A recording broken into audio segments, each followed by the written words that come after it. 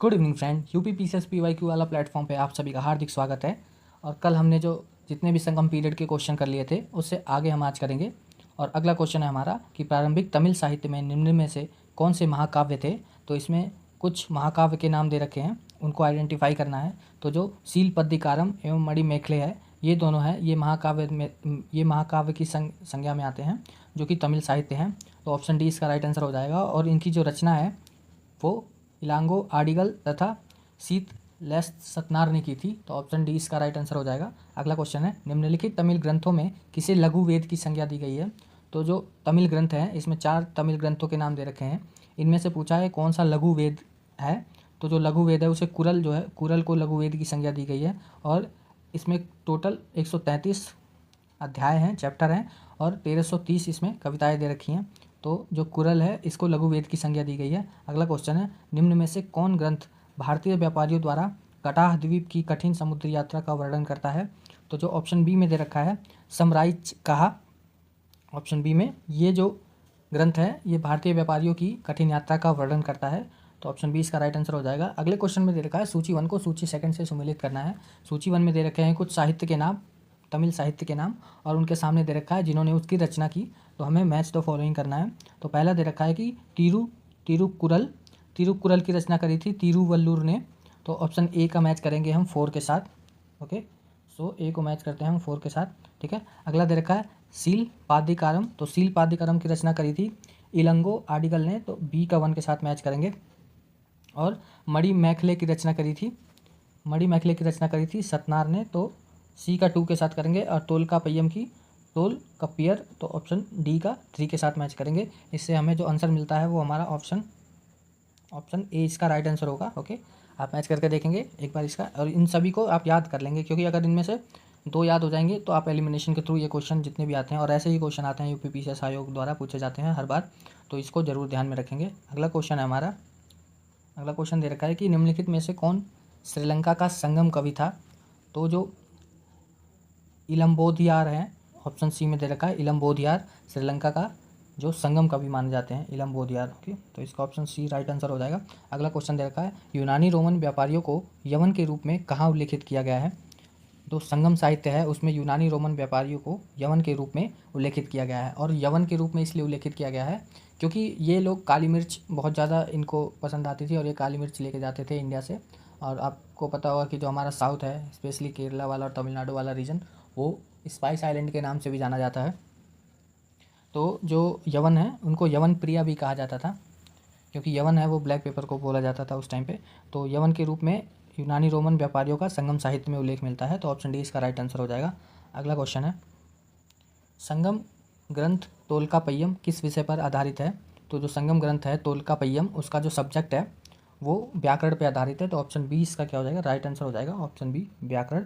ठीक है, अगला क्वेश्चन हमारा, संगम साहित्य में कावेरी पत्तनम का संबंध किससे है। तो जो कावेरी पत्तनम एक पोर्ट है बंदरगाह, वो जो है वो इसमें चार वंशों के नाम दे रखे हैं, जैसे चोल, चेरा और पांड्या। तो इनमें से पूछा है किस से संबंधित है। तो चोलों से संबंधित है। तो ऑप्शन ए इसका राइट आंसर हो जाएगा। कावेरी पत्तनम चोलों के शासन के टाइम पे था। तो ऑप्शन ए इसका राइट आंसर हो जाएगा। अगला क्वेश्चन है हमारा,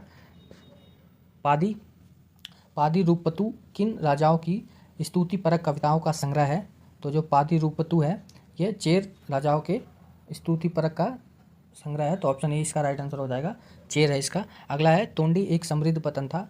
जो तोंडी है वो वेस्टर्न कोस्ट हमारा पड़ता है। तोंडी केरल के टाइम पे, केरल की साइड में, तो वो तोंडी एक समृद्ध पतन है केरल के टाइम पे, केरल के साइड में था ये, वेस्टर्न कोस्ट में। तो चेरों का हो जाएगा, क्योंकि चेर जो थे वो उनका जो शासन था वो प्रेजेंट टाइम जो केरल है हमारा वहाँ पे था। तो ऑप्शन ए इसका राइट आंसर हो जाएगा। तो तोंडी जो समृद्ध पतन था वो चेरों के टाइम का था। ठीक है, तो ऑप्शन ए इसका राइट आंसर है। अगला क्वेश्चन है हमारा, अगला क्वेश्चन करेंगे हम, तृतीय संगम हुआ था। तो जो टोटल यहाँ पे माना जाता है कि 3 संगम सम्मेलन हुए थे। प्रथम जो तीन संगम सम्मेलन हुए थे उसमें से जो तीसरा है वो मदुरई में हुआ था। तो ऑप्शन सी इसका राइट आंसर हो जाएगा। और इसमें बाकी देख लेते हैं जो इसके और भी जो इसमें जो ये संगम क्या होता था, संगम होता था इसमें बहुत सारे विद्वान आते थे और वो विद्वान मिलके कुछ कविताओं का संकलन करते थे, स्टोरी और एक बुक्स के रिटर्न में फॉर्म में लिखते थे, तो यही इसका संकलन होता था। और जो भी ग्रंथ का निर्माण होता था उस टाइम पे, जो तीसरा जो संगम हुआ है उसमें बचे हुए ग्रंथों की जो एविडेंस बचे हुए हैं बहुत कम है इस टाइम पे। तो ऑप्शन सी इसका राइट आंसर हो जाएगा, मदुरई में। अगला क्वेश्चन है, संगम साहित्य में निम्न वंशों में से किस एक का उल्लेख नहीं मिलता है? तो जो संगम साहित्य है उसमें चेर, चोल और पांड्या तीनों का उल्लेख मिलता है, लेकिन जो पल्लव डायनेस्टी है इनका उल्लेख संगम साहित्य में नहीं मिलता है। तो ऑप्शन डी इसका क्या हो जाएगा, राइट आंसर हो जाएगा, ऑप्शन डी। ठीक है, ऑप्शन डी इसका राइट आंसर होगा। संगम साहित्य में पल्लव डायनेस्टी का सोर्स नहीं मिलता है। ओके, अगला क्वेश्चन है हमारा, निम्नलिखित वक्तत्वों पर विचार करें। और इसमें कथन दे रखा है, अरिकामेडु हिंद रोम व्यापार का केंद्र था। कारण दे रखा है, अरिकामेडु की खुदाई से बड़ी संख्या में रोम के सिक्के मिले हैं। तो जो इसका कारण है वो कथन की सही व्याख्या करता है, इसलिए इसका आंसर ये हो जाएगा। जो अरिकामेडु है वो एक व्यापारिक केंद्र था हिंदू और रोमन का, और यहाँ की जब खुदाई हुई थी तो यहाँ पे बहुत सारी संख्या में रोम से सिक्के मिले हैं, रोम के, जो कि ये बताते हैं कि जो इंडिया और रोम के बीच में काफ़ी अच्छा व्यापार था। तो ऑप्शन इसका राइट आंसर होगा। अगला क्वेश्चन हमारा, ऑगस्टस के रोम के सिक्के कहाँ से प्राप्त हुए हैं? तो जो ऑगस्टस में जो रोम के सिक्के प्राप्त हुए हैं वो अरिकामेडु से ही प्राप्त हुए हैं। अभी हमने ये ऊपर क्वेश्चन किया, तो ऑप्शन इसका राइट आंसर होगा।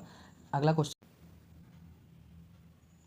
क्वेश्चन है हमारा कि निम्नलिखित में से किनका पेरिप्लस ऑफ द एरिथ्रेशियन सी में दक्षिणापथ के दो महत्वपूर्ण अंतर्राज्यीय बाजारों के रूप में उल्लेख हुआ है? तो जो एक बुक थी जिसका जो राइटर है वो अननोन है, इट्स मीन उनके राइटर कौन है ये पता नहीं है अभी तक हमें। और इस बुक का नाम है पेरिप्लस ऑफ द एरिथ्रेशियन सी। और इसमें जो दक्षिण पथ के दो महत्वपूर्ण इंटरनेशनल जो मार्केट थी उसके बारे में उल्लेख है, तो वो थी प्रतिष्ठान एवं ततर। तो ऑप्शन डी इसका राइट आंसर हो जाएगा। प्रतिष्ठान एवं ततर जो है उस इंटरनेशनल बाजार के बारे में इसमें मेंशन कर रखा है। पेरिप्लस ऑफ द एरिथ्रेशियन सी एक बुक है जिसके जो राइटर है वो अननोन है, और इसमें इन्होंने बहुत अच्छे से एक्सप्लेन कर रखा है। इंडियन जो ट्रेड होता था उसके बारे में बहुत अच्छी हमें इन्फॉर्मेशन मिलती है इस बुक से। अगला क्वेश्चन है, निम्नलिखित में से कौन से पतन दक्षिण भारत के पूर्व तट पर स्थित हैं? तो इसमें चार ऑप्शन दे रखे हैं, कावेरीपत्तनम, मुसीरी जिसे मुजिरिस भी कहते हैं, कोडकै और तोंडी। तो अभी हमने ऊपर पढ़ा कि जो तोंडी है वो केरल वेस्टर्न कोस्ट है हमारा, वहाँ पड़ता है तोंडी, केरल के पास। तो ऑप्शन 4 को हम एलिमिनेट करेंगे तो हमारे पास ऑप्शन ए और बी बचेगा सिर्फ, क्योंकि सी और डी में 4 है, तो 4 एलिमिनेट करने पे हमें ए और बी मिलता है आंसर। बाकी ए और बी में देखते हैं, लेकिन जो मुजीरिस है ये भी जो है वेस्टर्न कोस्ट पे पड़ता है, इसलिए इसका आंसर 1 और 2 हो जाएगा। कोडकै और कावेरीपत्तनम जो है वो हमारे ईस्टर्न कोस्ट पे पड़ते हैं, तो ऑप्शन ए इसका राइट आंसर हो जाएगा। जो अगला टॉपिक है हमारा, ये जितने भी टॉपिक से क्वेश्चन थे हमने सभी खत्म कर लिए हैं। जो आगे का टॉपिक है हमारा वो दे रखा है इसमें कि चोल, चालुक्य और पल्लव जो 3 डायनेस्टी है साउथ की, डेक्कन साउथ की, इनके बारे में, इनके हिस्ट्री के बारे में पढ़ेंगे हम, क्योंकि इनसे क्वेश्चन काफ़ी ज़्यादा पूछे जाते हैं आयोग द्वारा। तो इसको बिना समय गवाए हम स्टार्ट करते हैं। अगला क्वेश्चन दे रखा है हमें, वो दे रखा है कि निम्नलिखित में से कौन सा वंश संस्थापक सही सुमेलित नहीं है? और इसमें 4 हमें वंश दे रखे हैं और उनके सामने उनकी डायनेस्टी दे रखी है। तो इसमें से पूछा है कौन सा सही सुमेलित नहीं है? तो जो तुलुवा डायनेस्टी थी, जो तुलुवा वंश था, उसके जो संस्थापक कृष्णदेव राय नहीं थे, उसके जो संस्थापक थे वो वीर नरसिंह राव थे। तो ऑप्शन सी इसका राइट आंसर हो जाएगा। बाकी जितने दे रखे हैं, जैसे सलुवा डायनेस्टी थी उसके नरसिम्हा सलुवा थे संस्थापक, और संगम डायनेस्टी के हरिहर प्रथम जो थे वो संस्थापक थे। अराविडू के तिरुमाला थे, तो वो भी संस्थापक इसके थे, लेकिन जो तुलुवा के कृष्णदेव राय नहीं थे, वीर नरसिंह थे। इसका सी राइट आंसर हो जाएगा। और विजयनगर साम्राज्य की राजधानी क्रमशः अनेगोंडी, विजयनगर, हम्पी तथा पेनुगोंडा थी। तो विजयनगर की राजधानी के बारे में आप पढ़ेंगे, ये क्वेश्चन कई बार आया हुआ है। अगला क्वेश्चन है, निम्नलिखित में से किस शासक को सप्तम चक्रवर्ती कहा गया है? जो अगला क्वेश्चन है हमारा, निम्नलिखित में से किस शासक को सप्तम चक्रवर्ती कहा गया है? तो जो कर्ण कलचुरी हैं उन्हें सप्तम चक्रवर्ती की संज्ञा दी गई है। तो ऑप्शन डी इसका राइट आंसर हो जाएगा। और जो कर्णदेव हैं वो कलचुरी वंश का प्रतापी शासक था। उसने चालुक्य नरेश भीम के साथ मिलकर मालवा के परमार वंश के भोज को परास्त किया था। और कलिंग विजय के उपरांत कर्णदेव ने त्रिकलिंग गधिपति की उपाधि धारण की थी। तो ये भी क्वेश्चन आ सकता है कि त्रिकलिंगाधिपति की उपाधि किसने धारण की थी? तो इसका ऑप्शन आंसर हो जाएगा कर्णदेव ने। और उससे सप्तम चक्रवर्ती भी कहा गया है। तो ऑप्शन डी इसका राइट आंसर हो जाएगा इस क्वेश्चन का, कि सप्तम चक्रवर्ती की उपाधि किसने धारण की थी। तो जो सप्तम चक्रवर्ती की उपाधि है वो कर्ण कलचुरी ने धारण की थी। अगला क्वेश्चन है हमारा, अगला क्वेश्चन दे रखा है इसमें, निम्न में से वातापी के चालुक्यों के किस शासक ने ईरान के साथ कूटनीति संबंध स्थापित किए थे। तो जो वातापी के चालुक्य थे, वातापी और इसको कई जगह बादामी भी बोला है, कि बादामी के चालुक्य जो थे उन्होंने जो ईरान का शासक था वो किस शासक के साथ कूटनीति डिप्लोमेटिक रिलेशन इस्टेब्लिश करे थे। तो इसका आंसर हो जाएगा जो पुलकेशिन द्वितीय हैं, उन्होंने पुलकेशिन द्वितीय ने चालुक्यों के साथ ईरान के साथ कूटनीति संबंध स्थापित किए थे। तो ऑप्शन 20 का राइट आंसर होगा। अगला क्वेश्चन है हमारा, इसमें कुछ राजवंश दे रखे हैं और उनके सामने उनकी कैपिटल दे रखी है, वो हमें मैच द फॉलोइंग करनी है। जैसे पल्लव, तो पल्लव की जो राजधानी थी, जो पल्लव डायनेस्टी थी उसकी जो राजधानी कांची थी, कांची के पल्लव, है ना। और जो कदम्ब थे, जो कदम की राजधानी थी वो बनवासी थी, और जो पांड्या की राजधानी थी वो मदुरा थी, और काकतिया की वारंगल।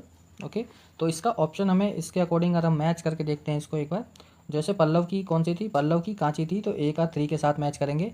कदम की जो बनवासी थी तो बी का 2, और पांड्या की मदुरै, तो और काकतिया की वारंगल, है ना। तो इससे हमें मिलता है जो आंसर हमें मिलेगा वो ऑप्शन जो बी हमारा राइट आंसर हो जाएगा। ठीक है, तो ऑप्शन बी इसका राइट आंसर हो जाएगा। अगला क्वेश्चन करेंगे हम, इसमें दे रखा है सूची 1 और सूची 2, इसमें भी राजधानी दे रखी है। जैसे चालुक्य की अभी हमने ऊपर पढ़ा था, चालुक्य की बादामी, तो ए का 3 के साथ मैच करेंगे। ऑप्शन में देखेंगे ए का जो 3 है वो ऑप्शन ए में ही मिल रहा है सिर्फ, तो यही इसका आंसर हो जाएगा।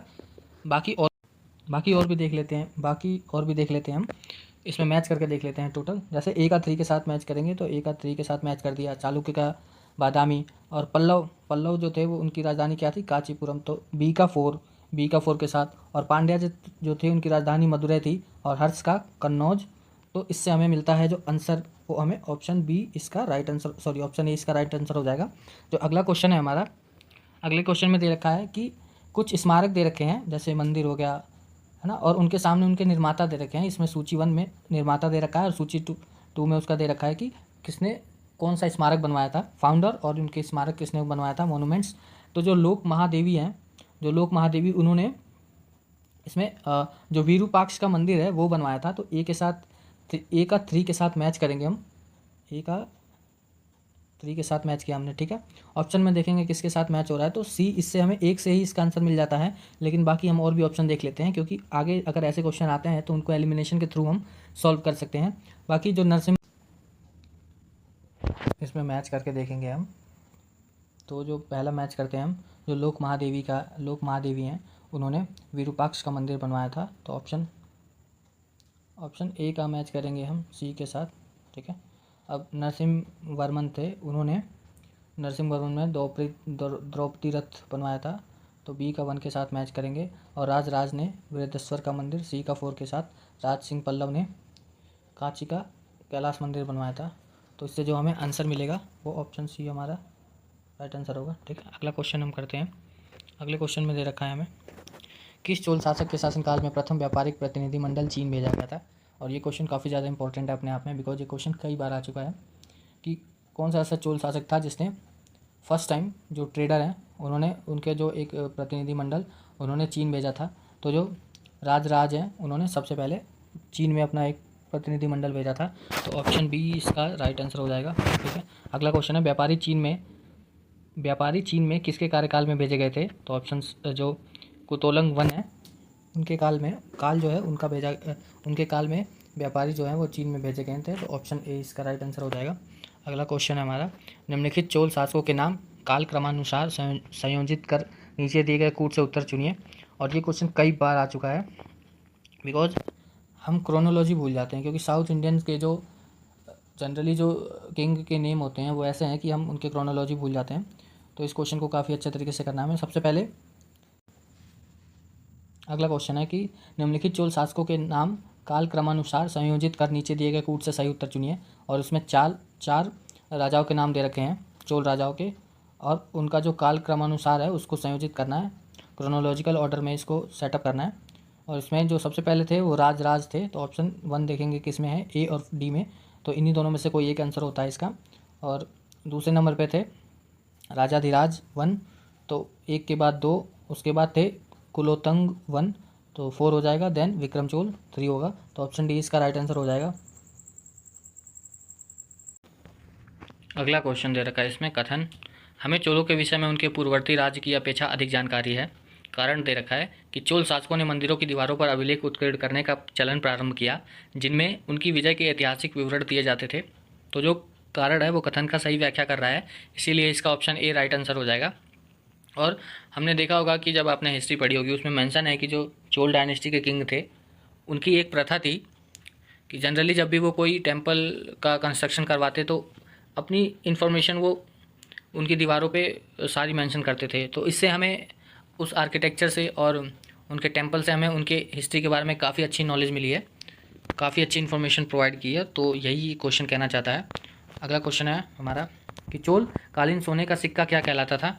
तो जो चोल कालीन सोने का सिक्का था उसको वासु कहते थे। ऑप्शन सी इसका राइट आंसर हो जाएगा। अगला क्वेश्चन है और इसकी थोड़ी व्याख्या पढ़ लेते हैं कि जो चोल शासक थे उन्होंने मुख्यतः सोने और चांदी के सिक्के चलाए थे। इन सिक्कों पर जो चित्र अंकित थे वो व्याघ्र यानी बाघ, मछली, धनुष के चिन्ह अंकित थे। और इस काल में मुख्यतः कलंजू, पोनकासु, काड़ी नामक सिक्के प्रचलित थे। ये नाम याद रख लेंगे आप, कलंजू, पोनकासु और काड़ी नामक सिक्के। चोल कालीन जो था, जो स्वर्ण जो गोल्डन कॉइन था उसका नाम कासु है। और जो वराह यानी दक्षिण में सबसे अधिक प्रचलित सिक्का था। वराह जो है ये साउथ में सबसे ज़्यादा फेमस कॉइन था। और जो गोल्डन कॉइन है उनको कन्नड़ में पोन और तमिल में कलंजू कहा जाता था। तो ये याद रखेंगे, जो गोल्डन कॉइन है उनको कन्नड़ लैंग्वेज में पोन एवं तमिल लैंग्वेज में कलंजू कहा जाता था। चोल काल में वेट्टी सार्वजनिक कार्यों के लिए बेगार होता था, जबकि वरी एक प्रकार का कर था। जो वरी था वो टैक्स था और जो वेट्टी था वो पब्लिक मैनेजमेंट के लिए जाना जाता था। अगला क्वेश्चन हमारा, निम्नलिखित में से कौन चोलों के सिक्कों पर उत्कीर्ण नहीं था। तो हाथी, अभी हमने ऊपर देखा एक्सप्लेनेशन में कि जो हाथी था वो उनके कॉइन्स पे मेंशन नहीं था। बाकी जो मछली, धनुष और चिता ये तीनों थे। तो ऑप्शन डी इसका राइट आंसर होगा। अगला क्वेश्चन है, चोल काल में वरी किसके लिए एक सामान्य शब्द था। तो जो वरी था वो टैक्स था एक तरह का। तो ऑप्शन डी इसका राइट आंसर होगा। अगला क्वेश्चन है, चोल काल में वेट्टी का क्या अभिप्राय था। तो जो वेट्टी था वो पब्लिक वर्क के लिए, मैनेजमेंट के लिए एक बेगार था। तो ऑप्शन बी इसका राइट आंसर होगा। अगला क्वेश्चन है, निम्नलिखित शासकों में से किसने 9वीं शताब्दी ईस्वी में तंजौर को राजधानी बनाकर चोल राजवंश की स्थापना की। तो जो तंजौर को अपनी राजधानी बनाई थी वो विजयालय ने बनाई थी और इन्होंने ही चोल राजवंश की स्थापना की थी। आप देखोगे कि जो चोल है डायनेस्टी वो 2 टाइम पे फ्लरिस्ट करती है, एक बार 9वीं शताब्दी में और एक बार तीसरी में। तो एक बार यूपीएससी ने क्वेश्चन भी पूछा था और उसमें ऑप्शन में था 13वीं सदी आई थिंक या 9वीं सदी। हाँ 9वीं सदी में, तो उसका ऑप्शन 9वीं सदी ही था आंसर। ठीक है। अगला क्वेश्चन है हमारा, निम्नलिखित चोल शासकों में से कौन मूलतः वेगी का चालुक्य राजकुमार था। तो जो वेगी का चालुक्य राजकुमार था वो कुलोतुंग प्रथम थे। तो ऑप्शन डी इसका राइट आंसर हो जाएगा। कुलोतुंग प्रथम जो थे वो वेंगी के राजकुमार थे। ऑप्शन डी इसका राइट आंसर होगा। अगला क्वेश्चन दे रखा है हमें, निम्नलिखित में से कौन परागमन शुल्क समाप्त करने के कारण सुंगन विवर्त विरुद्ध से सम्मानित था। तो जो कुलोतुंग प्रथम थे उन्होंने ही परागमन शुल्क को समाप्त कर दिया था। तो ऑप्शन सी इसका राइट आंसर होगा, कुलोतुंग प्रथम। ठीक है। अगला क्वेश्चन है हमारा, वह चोल राजा कौन था जिसने श्रीलंका को पूर्ण स्वतंत्रता दी और सिंघल राजकुमार के साथ अपनी पुत्री का विवाह कर दिया था। तो जो कुलोतुंग प्रथम थे उन्होंने श्रीलंका को पूर्ण स्वतंत्रता की संज्ञा दी और अपनी पुत्री का विवाह वहाँ के उसके राजकुमार से किया था। तो ऑप्शन ए इसका राइट आंसर होगा। अगला क्वेश्चन है, कडार कोंड किसकी उपाधि थी। तो जो कडार कोंड की उपाधि है वह राजेंद्र प्रथम की थी। तो ऑप्शन बी इसका राइट आंसर है। जो अगला क्वेश्चन है हमारा, चोल राजवंश के निम्नलिखित शासकों में से किसने सर्वप्रथम दक्षिण पूर्व एशिया के विरुद्ध नौसैनिक अभियान चलाया था। तो जो साउथ ईस्ट एशिया है उसके अगेंस्ट में जो नौसैनिक अभियान चलाया था वो राजेंद्र प्रथम ने चलाया था। तो ऑप्शन सी इसका राइट आंसर हो जाएगा। अगला क्वेश्चन है, निम्नलिखित में से कौन सी समिति चोल प्रशासन के अंतर्गत व्यापारियों के हितों की रक्षा करती थी। तो जो नगरम थी वो जो ट्रेडर्स होते हैं उनके हितों की रक्षा करती थी। तो ऑप्शन डी इसका राइट आंसर हो जाएगा, नगरम। अगला क्वेश्चन है, निम्नलिखित में से किस चोल शासक को चोल गंगम नामक वृहद कृत्रिम झील बनवाने का श्रेय दिया जाता है। तो जो चोल गंगम नामक वृहद कृत्रिम है वो राजेंद्र ने बनवाई थी। तो ऑप्शन बी इसका राइट आंसर हो जाएगा, राजेंद्र। अगला क्वेश्चन है हमारा, नटराज की प्रसिद्ध कांस्य मूर्ति एक उत्कृष्ट उदाहरण है। तो जो नटराज की प्रसिद्ध कांस्य मूर्ति हमें चोल डायनेस्टी से मिली थी, चोल साम्राज्य से, वो चोल कला का उत्कृष्ट उदाहरण है। और ये किस टेक्निक से मूर्ति बनाई गई थी, आप ये कमेंट बॉक्स में कमेंट करके बताएंगे। और जो ये टेक्निक है, ये फर्स्ट अर्बनाइजेशन, जब हमारा सिविलाइजेशन थी, फर्स्ट अर्बनाइजेशन के टाइम से ही इसको यूज़ किया जाता था। आप ये कमेंट बॉक्स में बताएंगे। तो इसका आंसर ऑप्शन ए है। ओके, अगला क्वेश्चन है हमारा, चोलों के अंतर्गत टट्टोली कर अदा करते थे। तो जो सुनार थे वो टट्टोली टैक्स पे करते थे। तो ऑप्शन सी इसका राइट आंसर हो जाएगा। सुनार थे वो जो टट्टोली टैक्स दिया करते थे। चोल राज्य में नाट्य विनियोग शब्द का क्या अभिप्राय था। तो जो नाटो विनियोग शब्द का जो मीन है वो नाटू के खर्च के लिए एक तरह का टैक्स था। तो ऑप्शन सी इसका राइट आंसर हो जाएगा। अगला क्वेश्चन है, चोलों का राज्य किस क्षेत्र में फैला था। तो जो चोलों का राज्य है वो कोरोमंडल तट यानी दक्कन के कुछ भाग तक में फैला था। और जो कोरोमंडल तट है वो तमिलनाडु और आंध्र प्रदेश का जो रीजन है, ईस्ट वाला रीजन, वहाँ पे कोरोमंडल तट है। तो इस वाले तट को कहते हैं, यहाँ पे जो चोल साम्राज्य है वो फ्लरिस्ट कर रहा था। तो ऑप्शन डी इसका राइट आंसर हो जाएगा, कोरोमंडल तट। और जो मालाबार तट है उसको केरल का तट कहते हैं। इस टाइम पे विजयनगर क्षेत्र उससे आगे पड़ता है, मालाबार से नहीं, कोरोमंडल से आगे पड़ता है, इसलिए ऑप्शन डी इसका राइट आंसर होगा। ओके, अगला क्वेश्चन है हमारा, और चोल साम्राज्य को ये याद रखेंगे कि मलिक काफूर ने समाप्त कर दिया था। और चोल साम्राज्य की राजधानी विजयालय थी, ये भी याद रखेंगे फैक्ट। अगला क्वेश्चन है, चोल साम्राज्य को अंततः किसने समाप्त किया था। तो ये क्वेश्चन ही आ गया अगला, चोल साम्राज्य को मलिक काफूर ने समाप्त किया था। ऑप्शन डी इसका राइट आंसर है। अगला क्वेश्चन है, निम्नांकित राजवंशों में से किसके शासन अपने शासनकाल में ही अपना उत्तराधिकारी घोषित कर देते थे। तो जो चोल साम्राज्य था वो अपने मतलब जीते जी ही अपने एक नए राजा की जो घोषणा कर देते थे। तो ऐसी डायनेस्टी, ऐसा साम्राज्य था चोल वंश। ऑप्शन 20 का राइट आंसर होगा। अगला क्वेश्चन दे रखा है, चोल शासकों के शासनकाल में निम्नलिखित में से कौन सा वारियम उद्यान प्रकाशन का कार्य देखता था। तो जो तेटी वारियम है वो वारियम उद्यान का प्रशासन का कार्य संभालते थे। तो ऑप्शन सी इसका राइट आंसर होगा। अगला क्वेश्चन है हमारा कि चोल शासक का नाम बताइए जिसने श्रीलंका के उत्तरी भाग पर विजय प्राप्त की। तो जो श्रीलंका के उत्तरी भाग पर जिसने विजय प्राप्त की थी वो राज प्रथम थे। और ऑप्शन ए इसका राइट आंसर होगा। अच्छा, इससे पहले वाले क्वेश्चन का हम एक्सप्लेनेशन पढ़ लेते हैं, क्योंकि इसमें थोड़े अच्छे फैक्ट दे रखे हैं जो कि एग्जाम पॉइंट ऑफ व्यू से काफ़ी इंपॉर्टेंट लग रहे हैं मुझे। क्योंकि चोल प्रशासन में वारियम अर्थात समिति के सदस्य वारिय पेरू मक्कल कहलाते थे। तो जो समिति के जो मेंबर ऑफ कमेटी थे उनको क्या कहते थे, वरीय पेरू मक्कल कहलाते थे वो। और इसमें कुल 30 सदस्य होते थे, जिनमें से 12 बुजुर्ग व विद्वान सदस्यों को वार्षिक समिति के लिए 12 सदस्य उद्यान समिति टेटी वरियम तथा 6 सदस्य येरी वारियम के लिए निर्वाचन होते थे। तो ये इसकी एक्सप्लेनेशन है, जो एक्सटर्नल फैक्ट है, ये काफ़ी एग्जाम में काम आते हैं। ठीक है, अगला क्वेश्चन हमारा, निम्नलिखित में से कौन सा मंदिर चोलों से संबंधित नहीं है। तो जो कैलाशनाथ का मंदिर है, ये अभी आपने ऊपर पढ़ा था, जो कैलाशनाथ का मंदिर है ये पल्लवों ने बनवाया था। तो ऑप्शन सी इसका राइट आंसर होगा। बाकी बृहदीश्वर, कोरंगनाथ और एरावतेश्वर, ये तीनों मंदिर चोलों से संबंधित है।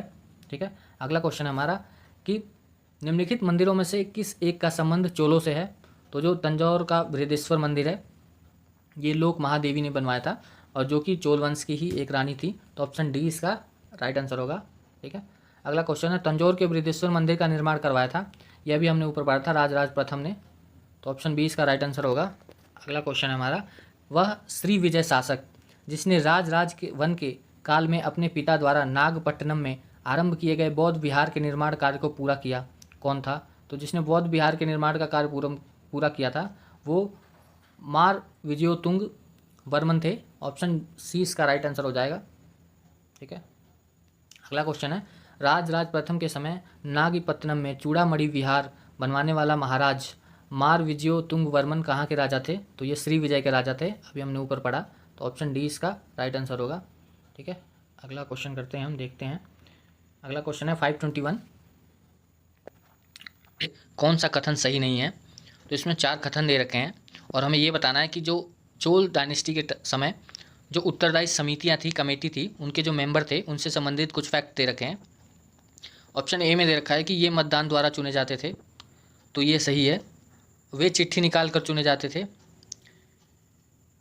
ये सही नहीं है। बाकी और देख लेते हैं। सदस्य बनने के लिए कतिपय शर्तों को पूरा करना होता था। अगला है चोरी के अपराध में दंडित कोई व्यक्ति सदस्य नहीं बन सकता था। तो क्वेश्चन में पूछ रखा है कि कौन सा कथन सही नहीं है, तो ऑप्शन ए है, ये सही नहीं है क्योंकि वो मतदान द्वारा चुने नहीं जाते थे। तो ऑप्शन ए इसका दे रखा है। बाकी हम इसकी एक्सप्लेनेशन पढ़ लेते हैं एक बार। और जो कमेटी के मेंबर होते थे उनके लिए कुछ शर्तें रखी हुई थी, जैसे वह व्यक्ति जिसकी 35 से 70 एज हो वही कमेटी का मेंबर हो सकता है। उसके पास 1.5 एकड़ लैंड होनी चाहिए अपनी खुद की। उसके पास खुद का मकान होना चाहिए। उसको वैदिक मंत्रों की नॉलेज हो, सबसे बड़ी बात उसको वैदिक मंत्रों की नॉलेज हो, तभी वो जाकर मेंबर बन सकता है कमेटी का। और 30 वार्डों में इसको बांटा गया था। और ये जो इलेक्शन होता था उनका वो लॉटरी सिस्टम से होता था, तो इसीलिए इसमें ऑप्शन ए में दे रखा है कि मतदान द्वारा, तो ऐसा नहीं था, वो लॉटरी सिस्टम फॉलो करते थे। तो ऑप्शन ए इसका राइट आंसर होगा। अगला क्वेश्चन है किस दक्षिण भारतीय राज्य में उत्तम ग्राम प्रशासन था। तो जो चोल डायनेस्टी है वो अपने जो इनका विलेज सिस्टम है उसके लिए काफ़ी फेमस है ये, तो सी इसका राइट आंसर होगा। अगला क्वेश्चन, निम्नलिखित में से किस एक चोल शासक ने रामानुज को उत्पीड़ित किया था तथा उन्हें अपने राज्य से बाहर निकाल दिया था। तो जो कुलोतुंग सेकंड है उन्होंने रामानुज को प्रताड़ित किया था। तो ऑप्शन बी इसका राइट आंसर होगा। अगला क्वेश्चन है, निम्नलिखित में से किसकी उपाधि त्याग समुद्र था। तो जो त्याग समुद्र की उपाधि धारण की थी वो विक्रम चोल ने करी थी। ऑप्शन डी इसका राइट आंसर है। अगला क्वेश्चन है, निम्नलिखित में से कौन चोल राजा नहीं थे हैं। तो जो कोकिल विक्रमादित्य हैं ये चोल राजा नहीं हैं और ये चालुक्य राजा थे। तो ऑप्शन सी इसका राइट आंसर होगा। बाकी जितने भी है करिकाल, आदित्य प्रथम, परांतक प्रथम, ये सभी चोल राजा हैं। बाकी जो कोकिल विक्रमादित्य हैं ये चालुक्य राजा थे। अगला क्वेश्चन है, चोल राजाओं के स्नानागार एवं भोजनालय का प्रबंध कौन देखता था। तो स्त्री और पुरुष दोनों ही चोल राजाओं के भोजनालय एवं स्नानागार का प्रबंधन देखते थे। अगला क्वेश्चन है हमारा, निम्नलिखित इसमें कथन और कारण दे रखा है। कथन में मेंशन है कि चोल राजा कुलोतुंग ने शैलेंद्र चूड़ामणि विहार को प्रदत्त ग्राम कर मुक्त दिया था। कारण दे रखा है कि कुलोतुंग कडारम को नष्ट करने का दावा करता था। तो जो कथन दे रखा है वो सही है, उन्होंने टैक्स फ्री कई विलेज दे दिए थे चूड़ामणि विहार के लिए। लेकिन जो इसमें कारण दे रखा है कि कुलोतुंग कडारम को नष्ट करने का दावा करता है, ये गलत है। तो ऑप्शन सी इसका राइट आंसर हो जाएगा। अगला क्वेश्चन है, निम्नलिखित में से पल्लव शासकों का नाम उनके राज्यकाल को दृष्टिगत रखते हुए कालानुक्रम अनुसार व्यवस्थित कीजिए। तो इसमें क्रोनोलॉजिकल ऑर्डर के साथ जितने भी नाम दे रखे हैं उनको सही से अरेंज करना है। क्वेश्चन में दे रखा है Parameshvara Varman first, Narasimha Varman first, Nandi Varman first second और महेंद्र वर्मन फर्स्ट। तो इसका सबसे जो क्रोनोलॉजिकल अरेंजमेंट है वो सबसे पहले महेंद्र वर्मन आएंगे फर्स्ट, जो 600 से 630 ईस्वी तक उन्होंने शासन किया। देन आएंगे नरसिंह वर्मन दूसरे पे, और वो 630 से 668 ईस्वी तक उन्होंने शासन किया।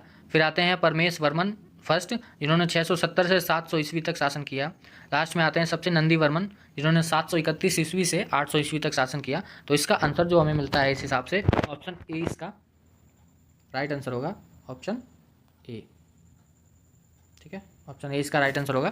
अगला क्वेश्चन करते हैं हम, निम्नलिखित में से किसके लिए कहा जाता है कि उसने शास्त्रार्थ में अनेक बौद्धों और जैनों को पराजित किया तथा पल्लव राजा महेंद्र वर्मन को शैव धर्म में दीक्षित किया। तो जो अपर हैं उन्होंने बहुत सारे ऐसे विद्वान थे जिनको उन्होंने पराजित किया। तो ऑप्शन ए इसका राइट आंसर होगा। अगला है, मत विलास प्रहसन का लेखक कौन था।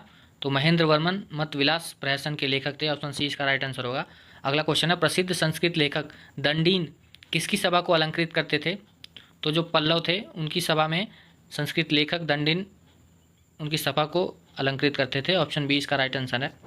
अगला क्वेश्चन है क्वेश्चन नंबर 532, निम्नलिखित में से किस पल्लव राजा की उपाधि राज सिंह थी।